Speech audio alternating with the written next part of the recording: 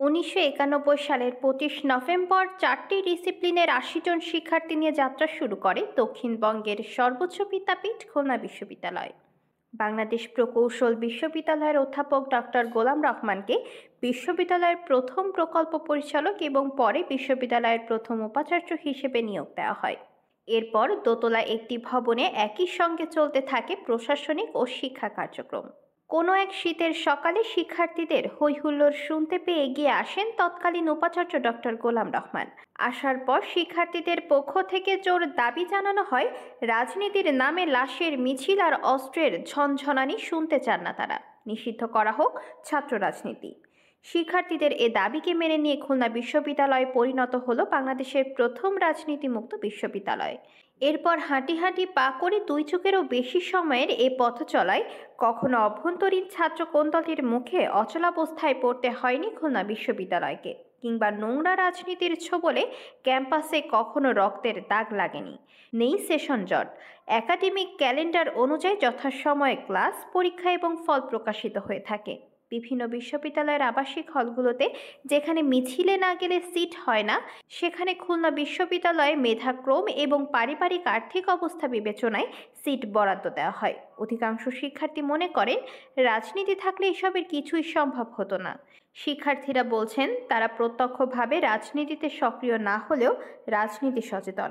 দাবি আদায় কিংবা অন্যায়ের বিরুদ্ধে প্রতিবাদ, সব ক্ষেত্রেই কথা বলেন বজ্রকণ্ঠে। তাই অন্যান্য বিশ্ববিদ্যালয়গুলোর তুলনায় খুলনা বিশ্ববিদ্যালয় যে ঢের ভালো তা বলাই যায়।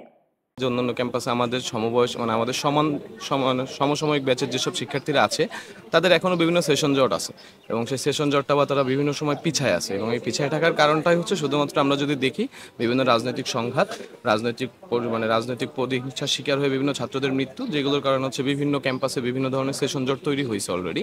তো খুলনা ভার্সিটিতে পড়ার কারণে 4 বছরে আমার এই জিনিসটা কখনোই মনে হয় নাই, যে কারণ একটা যে এখানে ছাত্র রাজনীতি নেই, এখানে আমাদের বিল্ডিংগুলো সুন্দর মতো দেওয়া আছে, এখানে ব্যানার দিয়ে পুরো বিল্ডিং ঘেরাও নেই, একদম শিক্ষার্থী বান্ধব পরিবেশ। আমরা সময় মতো পড়াশোনা করতেছি, সময় মতো সবকিছু শেষ করতেছি। এমন না যে আমরা রাজনীতি না থাকার কারণে এখানে যে নেতৃত্ব চর্চা করতে পারতেছি না, এমনও না জিনিসটা। আমরা আসলে নেতৃত্ব চর্চা করতে পারতেছি, আমাদের প্রায় অনেকগুলো 20+ ক্লাব আছে। তো আমাদের বিশ্ববিদ্যালয় থেকে আমরা যদি রাজনীতিমুক্ত ক্যাম্পাস চিন্তা করি, তো আমরা আসলে নেতৃত্বের গুণাবলীটা ঠিকই অর্জন করতেছি। হয়তো দেশের গতানুগতিক ধারার রাজনীতির সাথে আমরা নেই, কিন্তু আমরা আসলে অন্যান্য বিশ্ববিদ্যালয় থেকে আমরা মোটামুটি একটা সুন্দর শিক্ষার্থী বান্ধব পরিবেশে পড়াশোনা করতেছি। আসলে আমাদের ক্যাম্পাস সম্বন্ধে পুরো বাংলাদেশের সবারই কম বেশি একটা ধারণা আছে। খুলনা বিশ্ববিদ্যালয় বাংলাদেশের একমাত্র ছাত্র রাজনীতি মুক্ত পাবলিক বিশ্ববিদ্যালয়, এবং এখানে আমাদের চলাফেরা থেকে শুরু করে সবকিছুই আমরা অনেক সুন্দরভাবেই করতে পারি এবং স্বাচ্ছন্দ্যে করতে পারি, এবং আমরা এখানে সকলেই অনেক নিরাপদ মনে করি নিজেদেরকে। খুলনা বিশ্ববিদ্যালয়ে কোনো রাজনীতি না থাকার কারণে এখানে কোনো ছাত্রের কখনো প্রাণনাশ বা এই কোনো ছাত্রের রক্তে, পবিত্র রক্তে এই ক্যাম্পাস কখনো রঞ্জিত হয় নাই। তো আমাদের এই ক্যাম্পাসটা অত্যন্ত সুন্দর এবং সাজানো গুছানো থেকে শুরু করে সকল প্রকার শিক্ষার্থী বান্ধব সুবিধাই আমাদের এখানে আছে। আমাদের ক্যাম্পাসের একটা প্রশংসনীয় একটা বিষয় যে এখানে রাজনীতি না থাকার জন্য আমরা দেখা যাচ্ছে খুবই সুন্দরভাবে ওপেনলি এখানে চলাফেরা করতে পারছি, সেরকম কোনো রেস্ট্রিকশনস নেই, কোনো আর কি প্রবলেম ফেস করতে হচ্ছে না। প্লাস এখানে আমাদের হচ্ছে স্টুডেন্ট এবং শিক্ষার্থী তারপরে হচ্ছে স্যারদের মাঝখানে সুন্দর একটা সম্প্রীতিকর সম্পর্ক বজায় রাখছে। তো ক্ষমতার যে অপব্যবহার, সেই জিনিসটা আমার মনে হয় এই ছাত্র রাজনীতি না থাকার জন্য আমরা এই জিনিসটা সেভাবে ফেস করছি না আর কি। তো খুলনা বিশ্ববিদ্যালয়ে ভর্তি হওয়ার আমার দুইটা রিজন ছিল। ফার্স্টে একটা হচ্ছে সেশন জট মুক্ত, আর দ্বিতীয়টা হচ্ছে ছাত্র রাজনীতি নেই।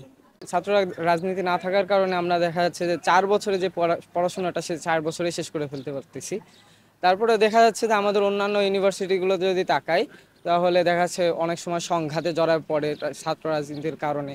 তারপরে তাদের সেশন জট কিংবা অন্যান্য দেখি যে আমরা কোনো একটা নির্বাচন হচ্ছে বা কোনো কিছুই হচ্ছে, তাদের ভিতরে সংঘাত তৈরি হয়ে যাচ্ছে। এর ফলে কি হচ্ছে, তাদের পড়ালেখায় ব্যাঘাত ঘটছে। যদি না থাকার সবচেয়ে বড় যে সুবিধা, এই সুবিধা হলো প্রত্যেকটি ছাত্রছাত্রীদের একটি নিজস্ব অভিমত আছে, নিজস্ব চিন্তার জায়গা আছে।